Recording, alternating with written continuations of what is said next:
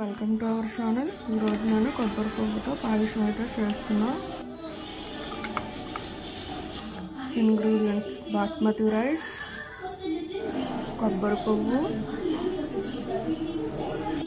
ఆవు పాలు, కొబ్బరి పువ్వు, ఇంకా పంచదార, బెల్లం. ముందుగా బాస్మతి రైస్ని ఉడికించుకోవాలి. కొంచెం దగ్గరకు అయ్యాక ఆవు పాలు అయితే వేసుకొని ఇంకా కాసేపు బాగా ఉడికించాలి. కొంచెం దగ్గరకు అయ్యాక వీటిలో డేట్స్, కిస్మిస్, బాదం, జీడిపప్పు అయితే వేయాలి.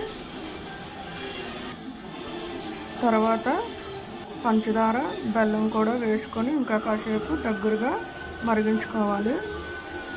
బాగా మరిగించుకున్న తర్వాత రైస్ అయితే ఉడికిన తర్వాత మళ్ళీ కొబ్బరి పాలు అయితే వేసుకోవాలి. కొబ్బరి పాలు వేసుకున్నాక కూడా ఇంకా కాసేపు బాగా ఉడికించాలి.